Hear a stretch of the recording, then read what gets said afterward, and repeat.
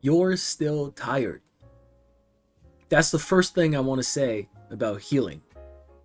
Because I think nobody prepares you for it. You do the work, the therapy, the medication, the appointments, the conversations again and again and again about the same things. You repeat yourself so many times. The getting up when you don't want to, but you're still tired. The bad thoughts don't disappear overnight. The struggle doesn't pack up and leave just because you started fighting back. Healing doesn't feel the way I thought it would feel. I think I expected it to feel like an arrival. Like one day I'd wake up and the weight would be gone, and I'd know, okay, I'm healed now. I made it. I'm on the other side. That's not what it's like. What it's actually like is so gradual that it's really easy to miss. You almost miss it. It starts with one good night of sleep. Just one.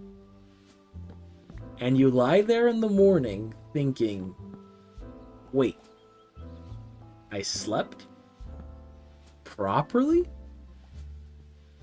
Since when? How? Then a meal that didn't feel like a battle. You ate something and your body just received it and moved on. And there was no shame, no ritual, no aftermath, just food. Eating the way it's supposed to be for everyone. And then a stressful moment that came and went without taking you down with it. But you felt it. You handled it. And you still kept going. A day where you got tired at the end instead of at the beginning. Where the tiredness came from living instead of just existing. These things happen so quietly that you can miss them if you're not paying attention. And when you're in the middle of depression and anxiety, you're usually not paying attention to the small good things. Your brain is trained to look for the evidence that everything is still terrible. The small good things slip by unregistered until you really start to drill and recognize them. Here's what I'm learning. Healing isn't about the bad stuff disappearing. It's about being able to see further than the bad stuff. For a long time, I couldn't see past the storm. Couldn't see anything except what was directly in front of me. Kind of like in a desert storm, or there's sand flying everywhere and you can only see like a few meters in front of you. Which was always the hard thing. It's always the wait, it's always the next battle, but then at some point, slowly, without real announcement or anything, something shifts. And it's not the storm, it's just my ability to see past it. I think I might be able to see a way out now. I can't see it clearly. I can tell you how far it is or what exactly it looks like when I get there. But I think I can see the direction. And after years of not being able to see anything except what's in front of me, a direction is a godsend, really. It's everything. I'm going to be the bearer of bad news today for you. I want to tell you something that might be hard to hear. It might be easy to hear, but hard to process, actually. You're not going to fully heal from this. Not in the way people mean when they say heal. Not back to factory settings. Not like the thing never happened. It's like broken bones are slightly weaker after healing. You're more likely to get concussions after your first one.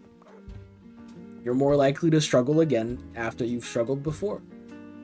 The brain remembers. The body remembers. The pathways that were carved by years of anxiety and depression don't just disappear because you did the work. And I'm not saying this to take away anything from you. I'm actually trying to say it to empower you. I'm saying it because I think that the expectation of full return to normal is one of the things that makes people feel like failures in recovery. Like, if they still have hard days after all this work, then they must be doing it wrong. They must not really be healing. But you are. It just doesn't look like what you expected. And this is very cliche, but the road to recovery can be 2 steps forward, 1 step back, right? What you're healing into isn't the person you were before. It's someone new. Someone who knows what they survived. Someone who has the scars of these battles and the knowledge of what it took you to get through them. You're still gonna feel sometimes like you felt that day. You're still gonna get some flashes of back then. Sometimes you're gonna look somewhere and remember something. But when you come out the other side, and you will, you're going to be the one in control. The one who decides whether to go outside today. The one who can let a dark thought pass through it without it taking everything down with it. The one who knows from experience, not from theory, that the storm ends. And before I leave you, I want to tell you how scientifically my therapist told me that apparently thoughts, or like feelings, emotions, really only stay within your body for 90 seconds naturally. What that means is, say you get a passing thought of sadness. Theoretically, that feeling only stays for 90 seconds. You're going to feel it for 90 seconds, and then it's going to pass. The thing is, we need to learn how to let go of that emotion, to let go of that feeling, to not let it dictate how we think, how we feel for the rest of the hour, the day, the morning, the week, whatever. Anyway, that's not a lesser version of healed by the end. That's the real thing. You can be tired and healing at the same time. Thank you so much. Goodbye.